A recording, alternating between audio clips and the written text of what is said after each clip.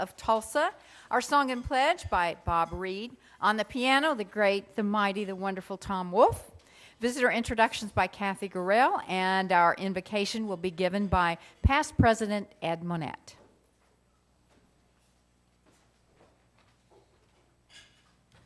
Will you please join me in prayer? Almighty God, we thank you for the many gifts you have provided for us. We thank you for Rotary that gives us an avenue to utilize those gifts to help others.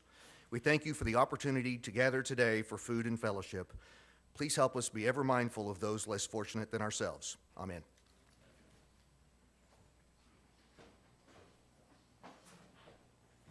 Good afternoon. Our committee, that's the song committee, has decided that we want to do things a little differently occasionally. So today we're going to sing what could have been our national anthem by a local Oklahoma composer, Woody Guthrie. We're going to sing "This Land Is Your Land." And we're going to try 3 verses. I don't know them, but the words will be there. Wait a minute. Because of time, we'll do 1 verse.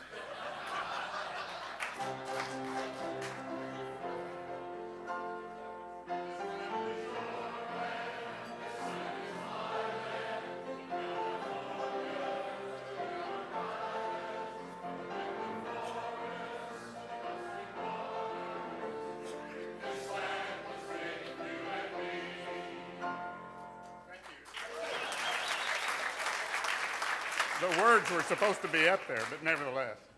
Pledge. I pledge allegiance to the flag of the United States of America and to the republic for which it stands, one nation under God, indivisible, with liberty and justice for all.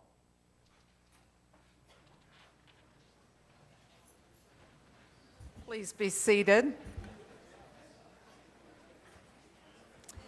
Welcome to the Rotary Club of Tulsa. Will you join me in welcoming the following guests and Rotarians? Mark Short is hosting Lisa Price with MidFirst Bank. Will you stand, please?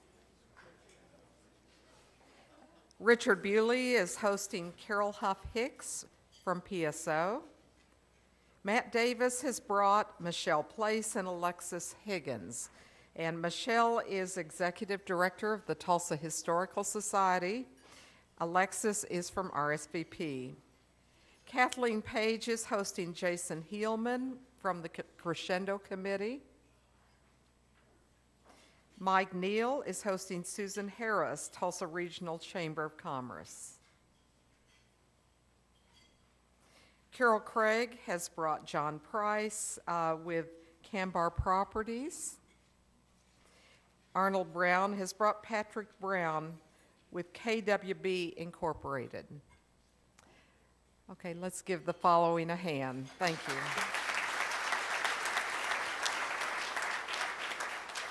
From Sunrise Rotary of Tulsa, we have Tom Clark, who's past district governor. Hi, Tom. Thank you, and please come back.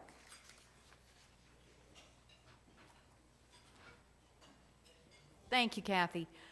Our Rotary sponsors this week are Doug Stuart, J.D. Young, David Downing, Acrobat Ant, and we want to welcome another new sponsor, Dana Burks of Clifford Power Systems. We encourage you to do business with your fellow Rotarians. Let's give them a big round of applause.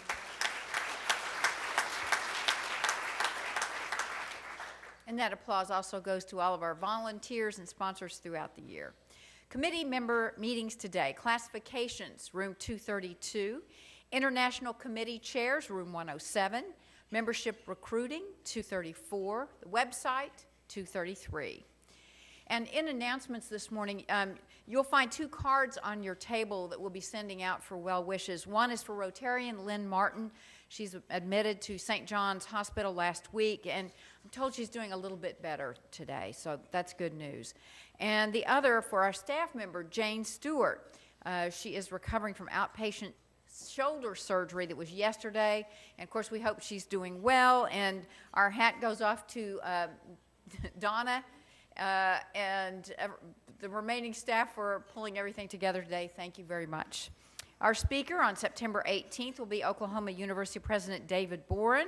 So we have adequate seating. There are some sheets on your table, so please fill out and make advance guest reservations. And sign-ups continue for our October 2nd Business Visitation Day. Casey King tells me a few sites are already full, so don't delay in making your selection. That is such a great time to go out and see what other Rotarians are doing in the community. In recognition of the 15th anniversary of the Crescendo Music Awards, I'd like applause. There 15 years of the Crescendo Music Awards.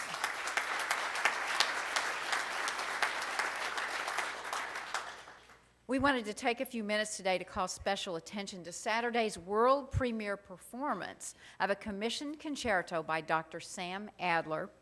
And Joseph Bias, if you would please come up here and introduce our special guest today. Thank you, Joseph. We have two very special guests today. First, I want to introduce to you Christine Price, who was our 2013 gold medalist in the vocal division, this competition, and she's going to sing for you today. She's attending the Manhattan School, lives here in Tulsa, but she's going to sing for you today, O mio babino caro. Welcome, Christine.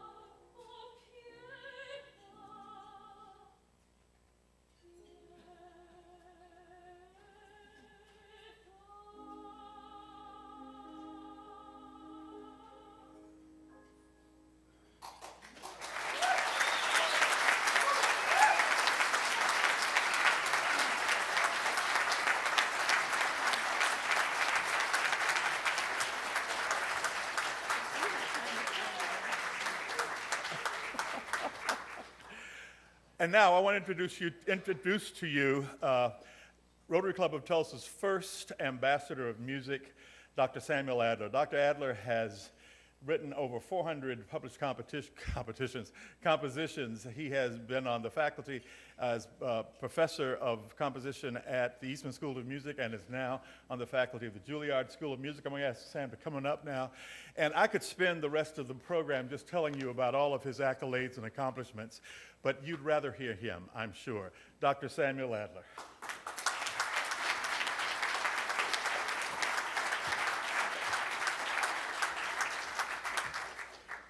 Thank you, Joseph. I've known him since he was a baby, and he actually was a baby. No.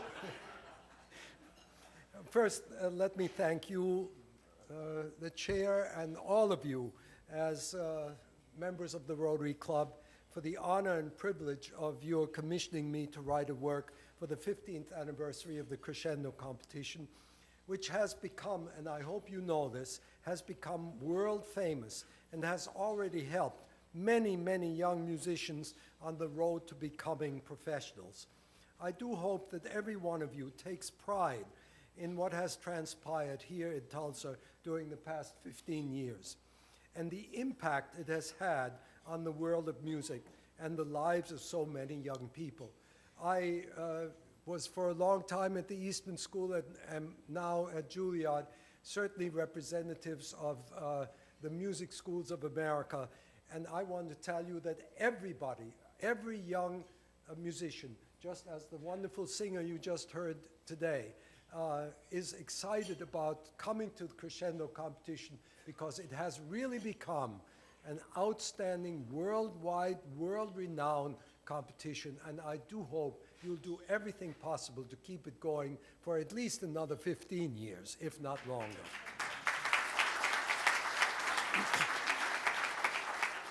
Now that I hope many of you will come to the concert on Saturday night to hear my two works, and I'm taking attendance, I want to briefly speak about the experience of listening to new music, because that seems to be a frightening occasion anytime it happens, and I'd like to make it a little easier.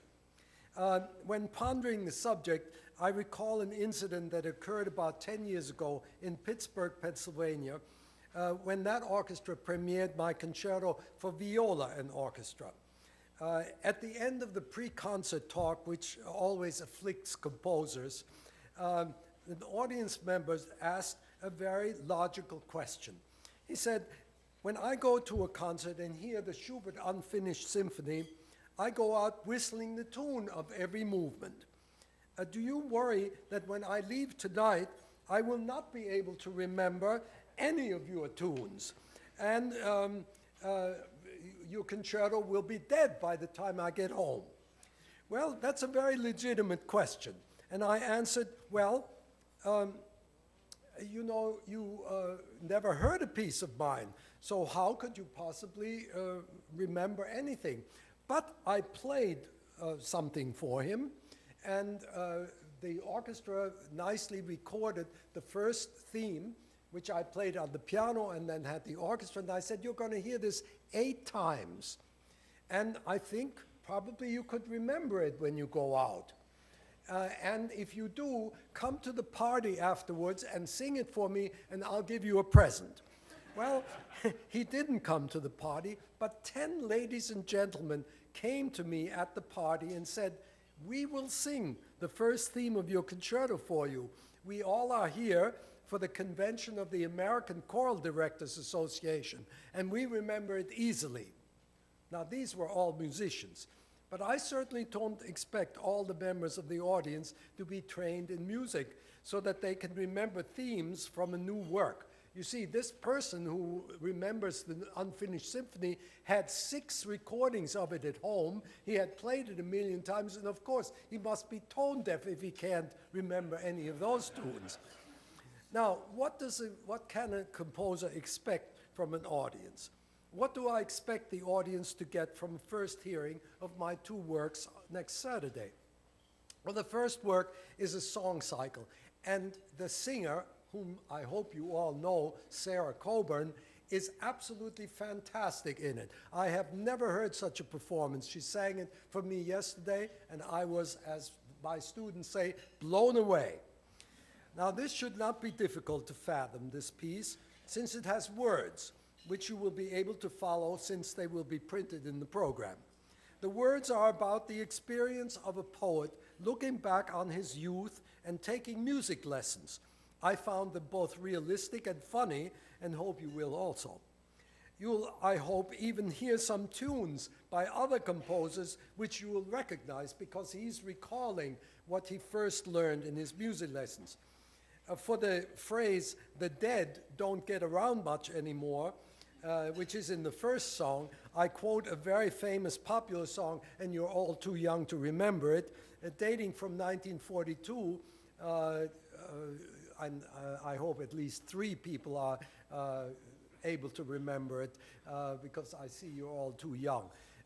A song by Duke Ellington called Don't Get Around Much Anymore, which I thought was very appropriate for this. In the last song, which is about a piano teacher of the old school, there are references to several very popular classics, including the Fifth Symphony of Beethoven, which I hope everybody will stay to hear after intermission. And then I also worked in that famous piece by the young man from Pittsburgh, Pennsylvania, the Unfinished Symphony of Schubert, because his statue was on the old lady's piano. Now, however, the second piece is a concerto for violin and violin and orchestra. The word concerto comes from an Italian word meaning fighting side by side. At least I hope this will happen on Saturday, that they won't fight at each other, but side by side. Leonard Bernstein once said that a concerto is a conversation between a protagonist and an antagonist. In case of the concerto, it is a constant exchange with both the soloist and the orchestra, both having very important statements. This is abstract music, at least we call it that. And what does that mean, abstract music? There's no specific story or narrative, but rather an open-ended discussion between the soloist and the orchestra. In the first movement, it's all about energy.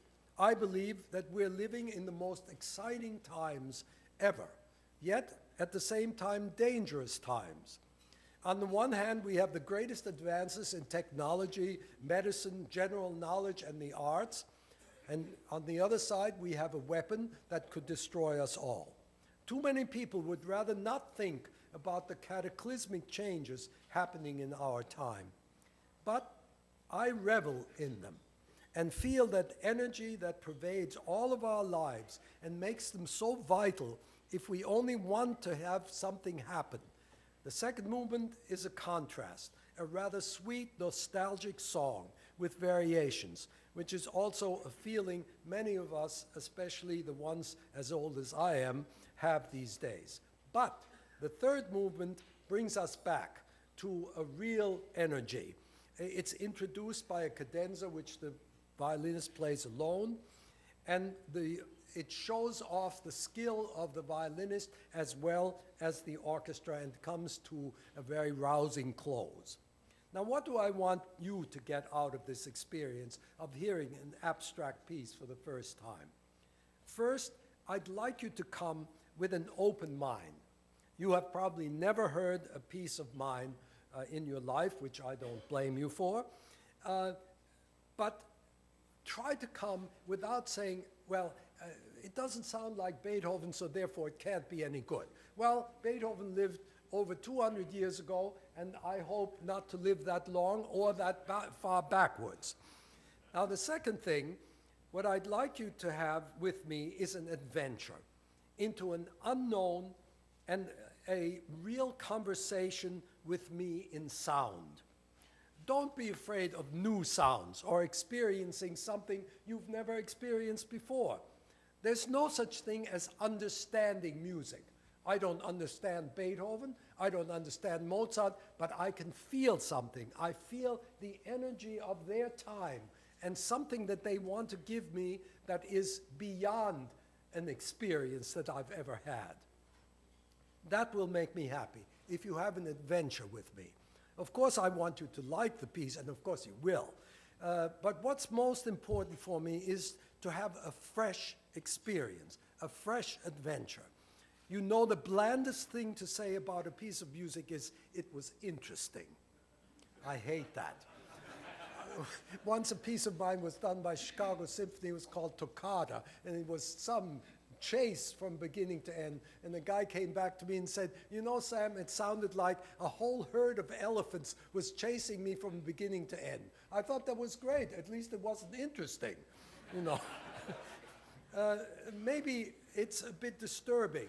That's fine. That's at least something meaningful. Hopefully it is not only disturbing, but exciting in every way. That would give me a great reward. The problem with music, you see, compared with the other arts, a novel has words we can understand. We can also close it up if we don't like it. A painting either has representation or it has color we can somehow feel. And another thing is we can walk away from it or come back to it. Drama and dance and film at least give us something visual. We don't have that in music. It is only that the composer tries to communicate with you in sound. We want you, the audience, to have their own narrative. That, to me, is very important. It demands something from the audience. It demands that you want to come to hear something new rather than already the things you know. Now, it's not bad to hear the Fifth Symphony of Beethoven afterwards, the greatest piece. But you already know it, but listen to it with new ears because you've already heard a new piece. George Bernard Shaw invited his people and to watch his plays and not to be afraid of the unknown when he said the following, I quote, "Most people see things and ask why. I feel excited about all things, and when I see these new things, I say, why not?" Come and have a good time Saturday night and have an experience with me. And I thank you very much for the commission and also for keeping up with Crescendo. Thank you very much.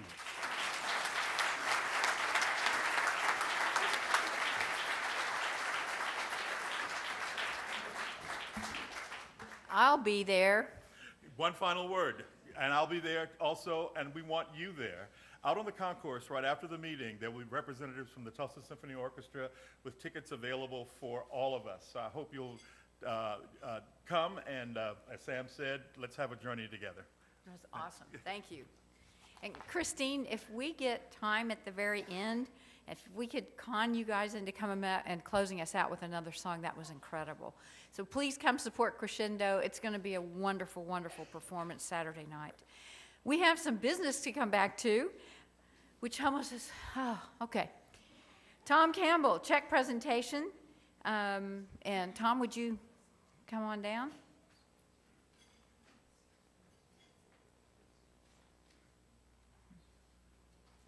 Retired senior volunteer. That's a title that would fit me and probably several other people in the room that I could name. But we have a program, in case you didn't know that, Retired Senior Volunteer Program. And the Grants Committee has elected to make a grant to them for $4,200. And today we have Tony Dosser, who is the Executive Director, to receive the award and to tell us in a couple of minutes about what the organization is and what they're going to do with the money. Tony? Hi, thank you so much. It's such an honor. We are thrilled to receive this money. What we're doing is we're buying all new computers for all of our employees. Our computers are so ancient that you wouldn't even recognize them. So we're buying all new computers. We are networking the copier to our printers, as a printer to our computers, so that we can be efficient and a good steward of the money. So we're very, very thrilled. RSVP is Retired Senior Volunteer Program. We serve people ages 55. I think the oldest person we have in our books is 103, still active. Whoa. We have 8 people in their 90s. This is something where these people are so full of energy, it's amazing. We do everything from working in the courts to the airport ambassadors at Tulsa Airport. We have a knitting group, and we have a huge mentoring program for the elementary school students here in Tulsa. And we are growing that program, and we're very thrilled.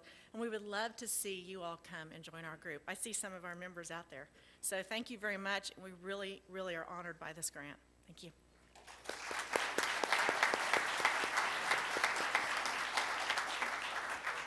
Glenn Wright?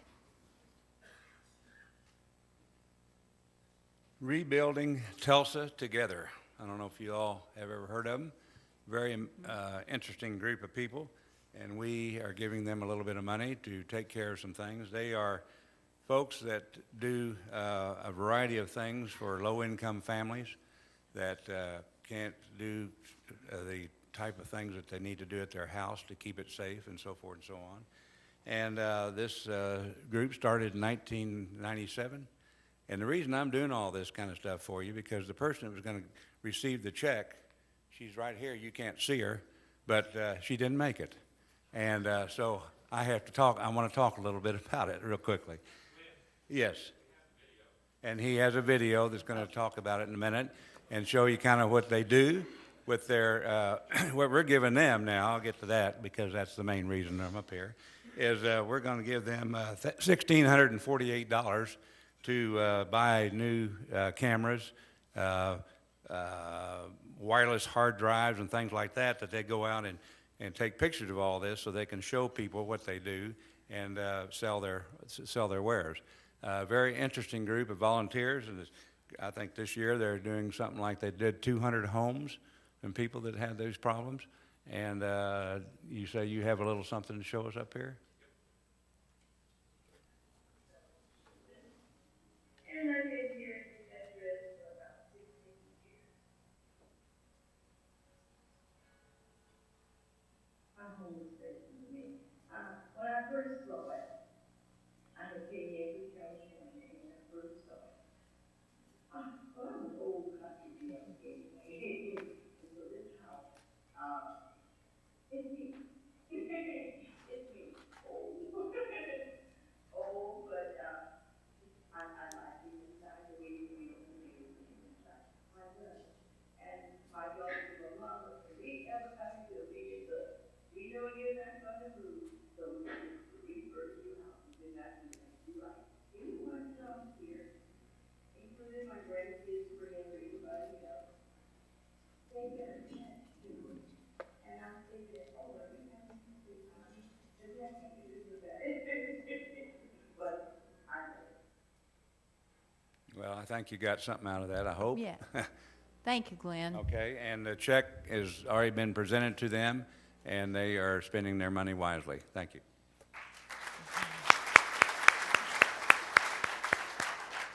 And Sergeant at Arms Janet Rockefeller.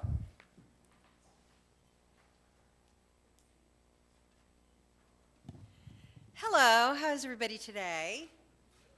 Glad to hear that. Okay, we can go ahead and start the presentation. Click me. Okay, you can go to the next one. Oh my gosh, okay, you ruined it. Okay, when I went on to get Tom's picture, it had no photo on there. I thought, this is hilarious. Anyway, I thought it was amusing, and they found a picture and put it in for me. So, but anyway, Tom's, this is a huge award dinner next week, and Tom is just a marvelous leader for TCC, and he was at my table at the Legislative Summit last week, and very interesting man as well. So, caught him in the Tulsa world last Sunday, August the 25th. Okay. And then, okay, here we go. Matt, $100 to celebrate his birthday and his engagement to the glorious Rebecca. So congratulations, Matt. We're very happy for you. Okay, and then Karen is always in the news, but she paid a fine in honor of Dr. Meshreed Feldman's, and our club's international projects and tickets to the dinner are still available if anybody would like to purchase them. Okay, we caught David Wagner being promoted, so I'm going to send him a bill because he's making more money now. So there we go. Congratulations on being promoted. And Stu, Guru Stu, yeah, he's bringing attention to the East Village, which is just another great development for Tulsa. So I'm going to send you a bill too, Stu. So congrats on that. And then finally, I had your 7th grade picture up last week. You weren't here, so because I am who I am, here we go, folks. 7th grade picture of Matt. He was my neighbor. We grew up together anyway. I have lots of stuff on Matt. Okay. And then finally, Tim Nall has donated something for auction, and Ed's going to auction it off for us. Everybody turn around and listen to Ed. He's got some really cool stuff. Thank you.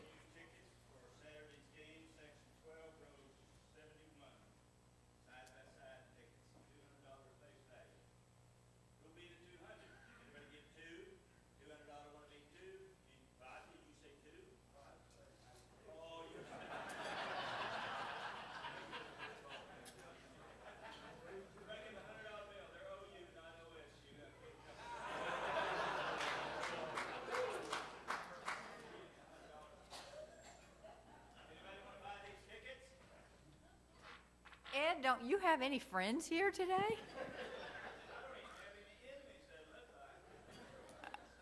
All right.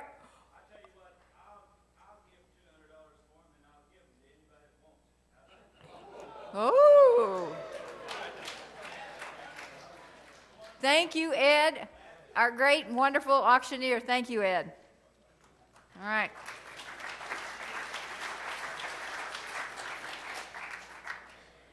All right. Now's the time to introduce our Rotarian of the day, Matt Newman. He is the Director of Business Management for Covanta Energy. He joined our club in June 2013. He has already become a Paul Harris Fellow. Please welcome a great Rotarian, Matt Newman. Well, thank you, President Karen. I have the honor to introduce our guest speaker, Stuart Solomon. So first of all, how many people in here have cell phones? Okay, so how many people in here have televisions? You know, so all of the hands that went up, and I assume everyone has one of the two, everyone in here has electricity at the home. And it wasn't that long ago in Oklahoma that was not the case, just less than 100 years ago. So we're going to hear a little bit about that in just a few minutes.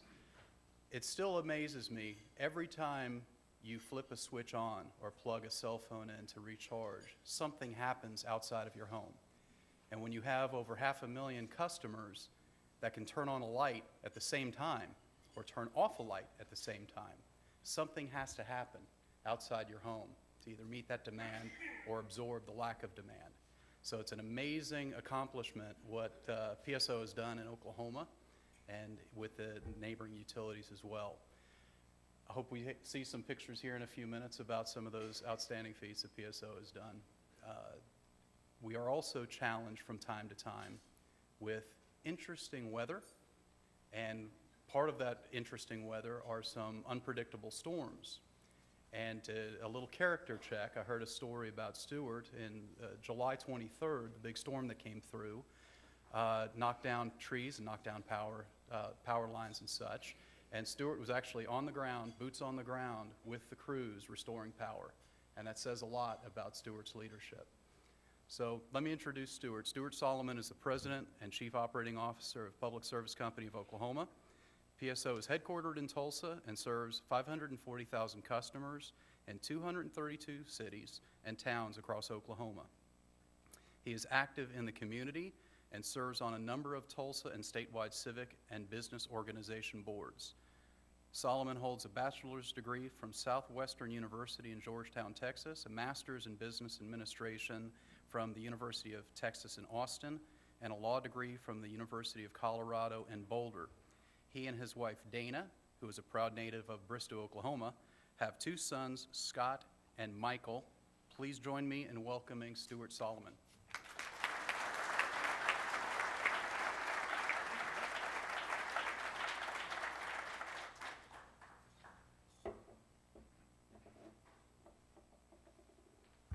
Now that's a great introduction, huh? So you'll be relieved to know that my crews did not allow me to participate in the restoration process after the windstorm. They kept me back in the office there. And I also thought it was nice of my friend Matt. He gave me, immediately before I spoke, he gave me the stress reliever. So he must have thought I had a little stress going. But it is great to be back here speaking. This is actually my second time speaking to Tulsa's oldest and most prestigious service organization. The first time I was here was in 2007, and so at that time, of course, Oklahoma was celebrating its centennial, and I remember that day we spent some time talking about all of the various centennial events and activities and reliving a bit of Oklahoma's colorful and proud history. So this year, fast forward to this year, 2013, this year is PSO's centennial. We're 100 years old this year, officially in May, but believe me, we're celebrating all year long. And we've been going through our archives and celebrating a proud and colorful history of our own. It was interesting to me to find out that we have wonderful linkages to the Rotary Club.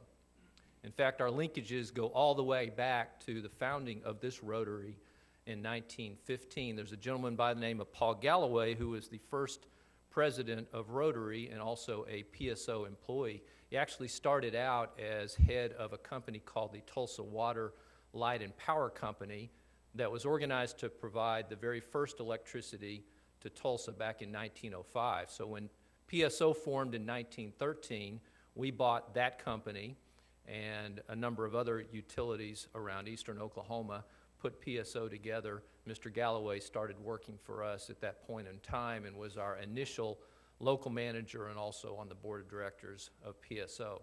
So later, our first president, who was named Fred Insel, was Rotary president in 1933 and 1934, and much more recently than that, of course, we've been represented on Rotary by Carol Huff Hicks and by Richard Bewley, and they're both, you guys wave, right down there in front. So as we prepared for our centennial, we went through literally thousands of pictures, sort of reliving our past through pictures. And those pictures showed not only our history, but it showed a lot about the history of Tulsa over the years. We've donated a lot of those pictures to the Tulsa Historical Society, and Michelle Place, the executive director, is here. You're going to love this presentation, by the way. Those pictures are on display right now at the Historical Society. So I wanted to share a few of those pictures with you, and I promise this will be more interesting than the slideshows I used to have to watch of my uncle's summer vacation. So I'm going to try to keep this snappy, see if I can make this happen. There we go. There's our centennial logo. So back to our centennial. As we looked through our history, we saw how the growth and development of our company was integrally connected to the growth and development of Tulsa. If you trace back our roots, they actually go back to 1889 in Veneta, Oklahoma, where we started, or where the Veneta Electric Light and Power Company started to provide the very first electricity to Indian Territory. So it's 18 years before statehood. And later, PSO was formed by taking the Tulsa utility I mentioned, the Veneta utility, and utilities in places like Colgate and Lehigh and Atoka, put those all together and formed PSO. And at that point, we were serving 3,600 homes and businesses. That was our start. At that stage in time, only 1 of every 11 homes even had electric wiring in their houses. And our largest business wasn't the electric business, it was the ice business. It was the People's Ice Company. We had a bunch of other side businesses as well, a meat packing plant, some municipal water systems, so forth and so on. But that was our start at the time. So this is our first president, Fred Insel. As I mentioned, he was president of Rotary back in the 1934 time frame. He's got the same look on his face as he looks at paperwork as I had when I came into the office on Tuesday, so we do have that in common. But in the day, Mr. Insel would sleep at night with a light bulb over his head, and the light bulb was burning. And the reason he did that is because if that light bulb ever went out, he got up, ran down to the generating station, which was at First and Cheyenne, to see if he could help out. Now, if you're wondering, that thing is advancing on me here. All right. If you're wondering, I don't do that. I don't get up in the middle of the night and go out. But I have been known to get a lot of phone calls in the middle of the night and have to deal with things as they come up. So that's Fred Insel. By the way, he really helped set the tone for our involvement in the community. He was one of the very early Tulsa chamber presidents, Mike Neal, I saw you here earlier, and also was instrumental in founding the Tulsa United Fund, which we now know as the Tulsa United Way. By the way, Mr. Insel came and spoke to Rotary in 1924. When he came here, he brought a singing group of PSO employees with him with the snappy title, The Insulators. So... Sorry you didn't get that treat today. All right, so this is our first power plant. It was located at First Street in Cheyenne, powered by natural gas. At that point in time, we didn't make enough electricity for industries to stay on 24/7, so they had to rotate on and off, and so we've come, obviously, a long way since then. That plant was torn down in the 1970s to make way for a substation that still stands at that corner, First and Cheyenne. our first office building. So that's the Kennedy Building at 3rd and Boston, obviously taken there in 1918, but that's where we first were in the city of Tulsa. This picture was taken on historic Route 66, that's Archer Street, between Cheyenne and, let's see, Denver. And the picture was taken in 1923. It shows a crew replacing a pole there. In the back is the Rounds and Porter Lumber Company. That building still stands today, and that truck in front dates from 1917. All right, so back before we had cable and movies and all sorts of types of entertainment that we take for granted today, a lot of companies in this part of the world and around the country formed their own entertainment troupes. So this is a group of PSO employees performing in a musical review, 1925. Interesting, they're performing at Central High School, which at the time had just about the only performing facility of size, and so a lot of folks performed there, but of course Central High School later became our headquarters building.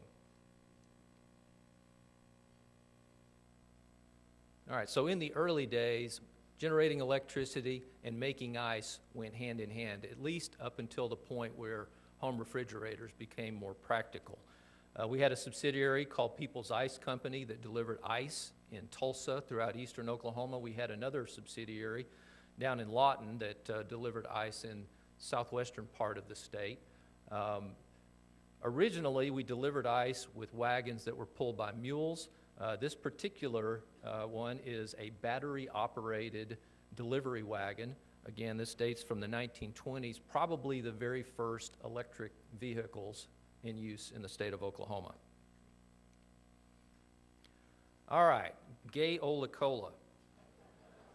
So I actually have a bottle of Gay-Ola Cola. So one of our interesting side businesses when we got started was to bottle Gay-Ola Cola, which was a very popular drink back in the 19-teens. And about 1911, Coca-Cola sued Gay-Ola Cola, and Gay-Ola was out of Memphis, but it was bottled down in Atoka, and we had that bottling business. And so Coca-Cola sued Gay-Ola because Gay-Ola decided it would be great business to copy Coke's script logo and put it right there on their bottle. Coke took exception to that and sued for trademark infringement, and as you might guess, Coke won, Gay-Ola lost, Coke took off, Gay-Ola went down, and pretty soon we were out of the bottling business of Gay-Ola Cola. All right, there's the Pittsburgh County Railway, yet another side business that we had. It went all of 22 miles from McAllister to Hartshorn and back. And back in the day, this was a very profitable business for us, but of course by the 1940s, cars pretty much made this railway obsolete. You see the conductor, he's got a nice little bow tie there in the front. This is a pretty unique picture of downtown Tulsa from 1928. In the foreground, it shows our new headquarters building at 6th and Main under construction. And in the background, you see a lot of buildings, almost all of which are no longer there except for a couple. Of course, the building that became our headquarters building is still standing. You see the tall building kind of in the middle, that's the Mayo Hotel. So the Mayo was completed in 1925. The building just to the right of it was the Beacon Building, and that was completed in 1928. And there's that same building that's now constructed. First called the Public Service Building, later called the Trans-Oak Building. This was our headquarters building from 1929 to 1978. It has the distinction of being the very first office building in Tulsa that was completely air-conditioned from the bottom to the top. No surprise. All right, so if you drive up and down Riverside Drive, you probably won't recognize, that's a full river full of water. So it looks really good. But I'm really talking about the facility on the other side of the river there. That's our Tulsa Power Plant, and this picture was taken in 1928. The plant was around even earlier than that. Originally burned fuel oil and coal. Later we converted it to a natural gas facility. And you see there's a sign on the top of it. We actually replaced that sign in 1955 with the sign that you see today, Electricity Public Service Company of Oklahoma. Interesting thing about that sign, it takes 3,850 bulbs to light up that sign. So when you send somebody out to change the light bulbs, you've just ruined their day. But originally, they were all 25 and 40 watt bulbs. The last few years, we've changed all those out and replaced those with LED, high efficiency LED lights. Still takes 3,850 bulbs, but they're now 1 watt apiece. Instead of 25 and 40 watts, they're just 1 watt apiece, and they last much longer. There's a state-of-the-art kitchen in 1929. So just before the Great Depression, and that appliance in the front left there, that's a brand new Hot Point electric range. $5 down will get you one of those brand new ranges there. So this is a picture in 1942. This is a picture on the east side of the Tulsa Municipal Airport. This is the new Douglas aircraft bomber plant, and the War Department had, just days before this, authorized construction as the war had heated up both in Europe and in the Pacific Theater. And we had 2 days to construct this line, and we're able to do that, working 24 hours a day to get that facility constructed. Downtown Tulsa in May of 1959. So what was going on at this point in time was the International Pipeline Exposition, which Tulsa truly was the oil capital of the world, and on an annual basis, we would attract as many as 300,000 visitors to this International Pipeline Exposition. When that exposition occurred, all of the downtown facilities would stay lit throughout the night as a way to welcome all of the visitors from around the world. All right, so in the 1950s and 1960s, the electric utility industry, and PSO was certainly part of this, was pushing for the construction of all-electric homes. We called them medallion homes. My wife grew up in a medallion home, and some of you may have as well.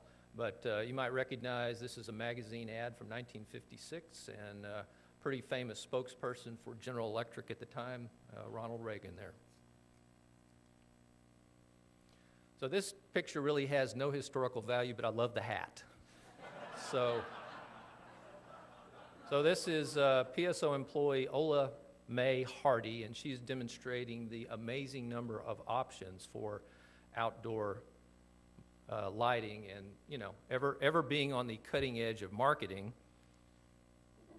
Just so happened to have brought this particular light bulb with me. This is an LED light bulb that normally sells, this little guy sells for $30, but with your PSO rebate, you can get it for $20, and it'll last you for 22 and a half years. So we've come a long way on lighting. This actually, even though it's yellow, lights up white, and it's a kind of discount that as you go into stores, Home Depots and Lowe's and Dollar Generals and that sort of thing, you get an instant rebate as you purchase this. All right, so again, on the leading edge of technology, this is a vehicle from the 1970s called the City Car. And as you can tell, it's a little more than an electric golf cart. It had a range of 50 miles and a top speed of 38 miles per hour. And it's just a mystery to me why it never caught on. But it never did. That was our first foray into electric vehicles, and didn't last very long, as you might guess. So they don't happen very often, and Matt mentioned this a little bit ago, but when nature throws her worst at us, we have to be prepared to respond. This is a picture taken at the Tulsa Fairgrounds, Commissioner Keith, and this was during the December 2007 ice storm, as you will remember, or maybe not want to remember. Storm itself lasted a couple of days. Restoration took 8 or 9 days beyond that, and even longer for some customers who had damage to their own equipment and had to have a private electrician to come in. But this is a picture of some of the more than 5,000 external crews that we had come in to help us through that restoration process, and it was a trying time for everybody, but also an amazing time for the community to come together. And so that's of course, our headquarters today, the old Central High School, our Tulsa General Office. It's on 6th Street between Cincinnati and Detroit. So starting with 3,600 customers back in 1913, we now serve 540,000 homes and businesses all across eastern and southwestern parts of Oklahoma. And I'm really proud that our rates today are 30% less than national averages. Our reliability is some of the best in the entire country. I hope you enjoyed the little trip down memory lane today. As I mentioned earlier, if you like photos like this, we have other photos on display at the Tulsa Historical Society if you want to go down there. They're on for a few more days.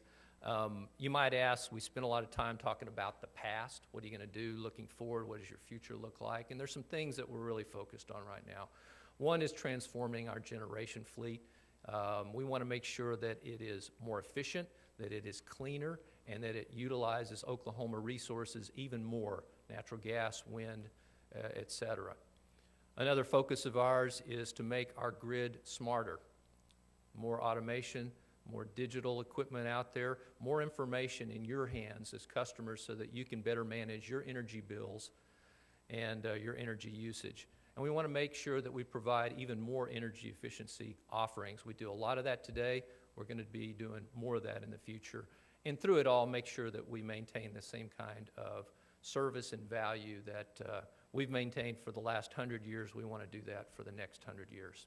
So again, thank you for the opportunity to be here. It's always a privilege to be with this particular group, and I wish you all the best. Thanks.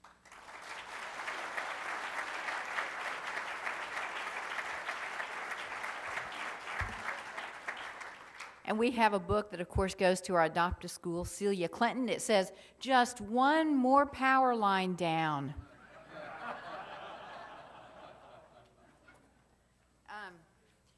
Okay, thank you very much. That was wonderful. Love the pictures.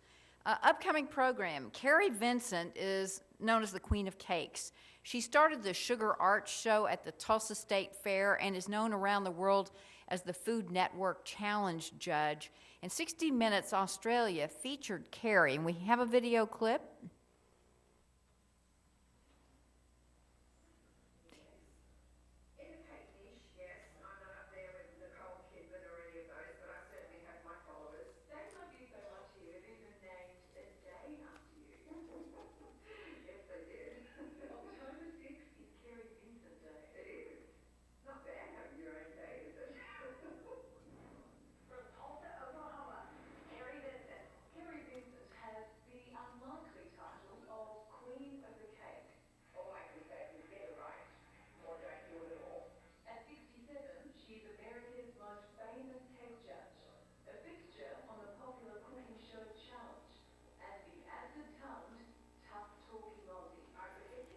That gives you a feel for who she is.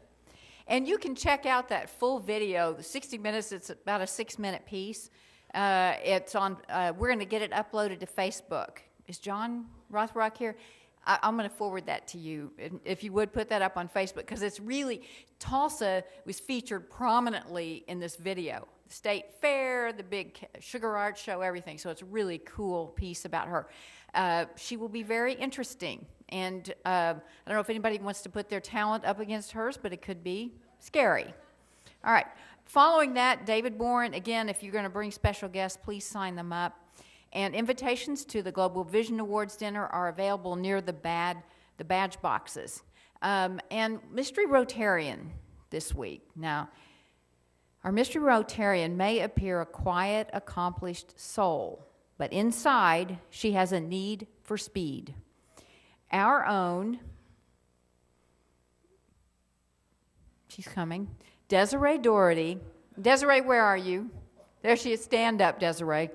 She cannot get enough behind the wheel on the racetrack. She recently went to the Richard Petty driving experience at Texas Motor Speedway. She and her husband go to the NASCAR, IndyCars, Formula One Midget Nationals, and Grand Am. I was so shocked. You never know. Thank you for sharing that with us. Now, would you all, Christine, would you come up and sing one more for us? And again, don't forget Saturday night Crescendo Awards. Come on up. Come on up.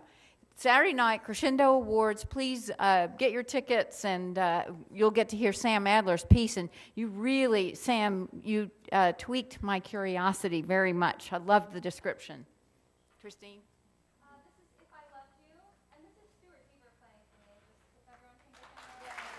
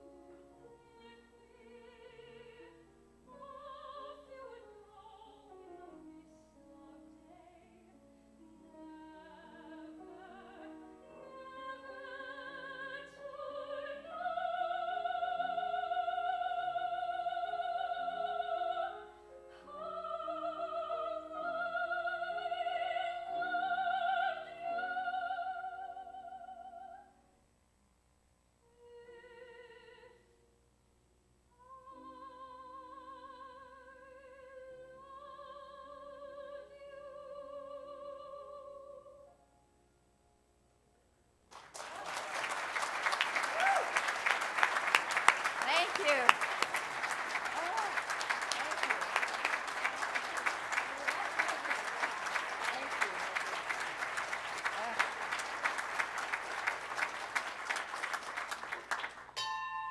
On that note, have a wonderful week. See you Saturday night at Crescendo.